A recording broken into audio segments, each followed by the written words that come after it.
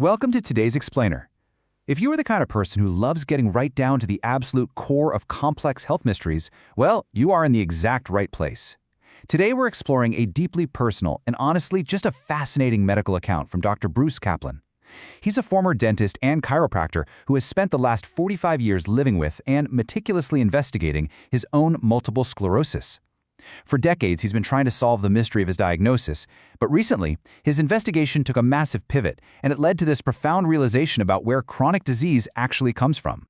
So think about this for a second. Did your perfect storm begin before you even took your first breath? It's kind of a stark, almost unsettling thought, isn't it?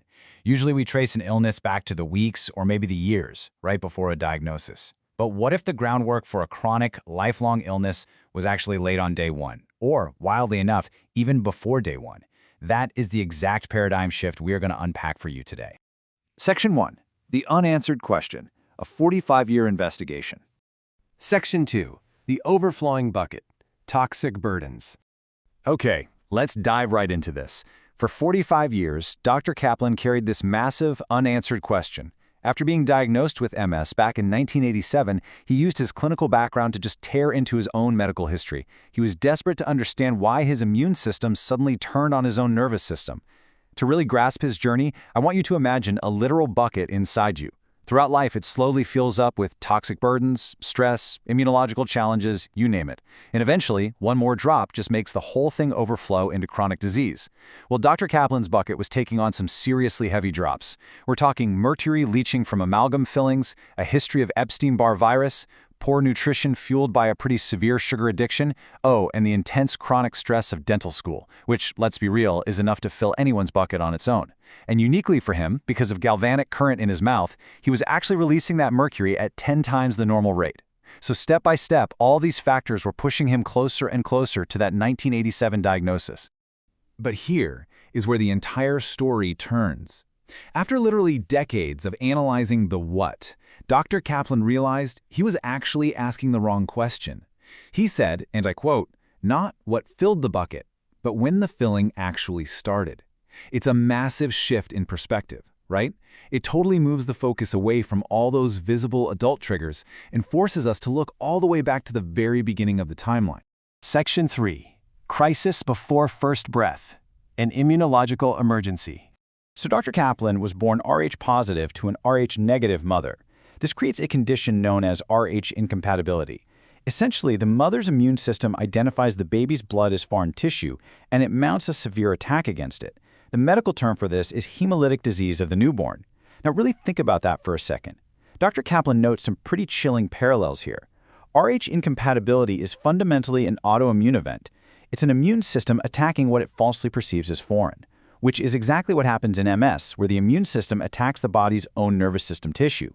And his case was absolutely not mild.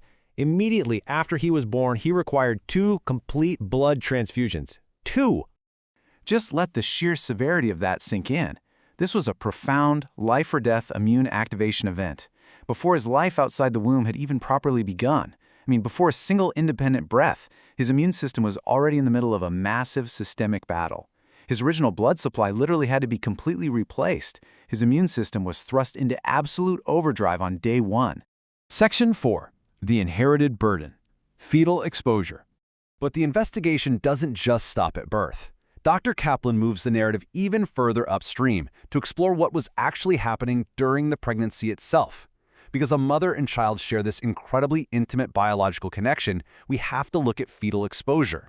You see, Dr. Kaplan's mother had a mouth full of amalgam dental fillings, and medical science tells us that mercury absolutely crosses the placenta. This means that whatever mercury burden his mother was carrying during her pregnancy, she unknowingly shared, at least in part, with him. He was being exposed to heavy metals before he was even born. Furthermore, his mother was carrying significant health challenges of her own. She battled obesity, type 2 diabetes, spinal stenosis, and breast cancer.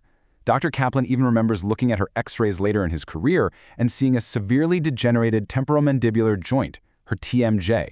So she was carrying a massive accumulated burden. And as Dr. Kaplan notes with deep empathy, none of this was her fault. She was doing the very best she could, but the biological reality still remains. He arrived in the world already downstream of her accumulated health struggles. That was his first true inheritance. Which brings us to this profoundly important realization. The bucket is never empty at birth. Every single child arrives carrying whatever their mother has accumulated. But Dr. Kaplan's bucket arrived carrying the heavy aftermath of an acute immune crisis, stacked right on top of an inherited toxic burden. This completely shatters the old paradigm that we all just start with a clean slate. Section 5. Reaching the tipping point, when the bucket fills. So, the absolutely crucial point here is this. How does a primed, already heavily burdened immune system react to the normal, or even abnormal, challenges of adulthood? Let's fast forward to the moment where his bucket finally reached its tipping point. Enter dental school. This was practically a perfect convergence of triggers. Dr. Kaplan was suddenly exposed to high levels of mercury amalgam, he was under extreme academic and physical stress, and he received a mandatory hepatitis B vaccine, which was required for his clinical work. Now, it is vital to understand Dr. Kaplan's highly nuanced view right here. He is absolutely not suggesting that vaccines should be avoided broadly. What he's pointing out is the context. He introduced a significant immune activation event, the vaccine, into a biological system that was already highly susceptible. Remember, his immune system had already been primed by a massive Rh incompatibility crisis at birth, early mercury exposure, and severe chronic stress. The timing and the context of that immune event mattered deeply for his specific, already primed biology.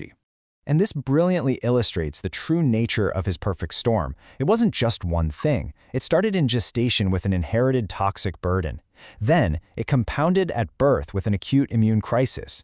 It lay in wait, slowly accumulating through life, right up until adulthood, where the immense stress of dental school and a new immune activation event caused it to finally overflow into an MS diagnosis in 1987. The story of his disease is literally the story of his entire life, right from the very beginning. Section 6. Mapping your own timeline. Investigate your history. So why does Dr. Kaplan share this deeply personal 45-year medical mystery with us? Well, he shares it because this framework doesn't just apply to his specific set of circumstances. It applies directly to how we should all be investigating our own health. The perfect storm did not start when you were diagnosed, or even when your symptoms first appeared.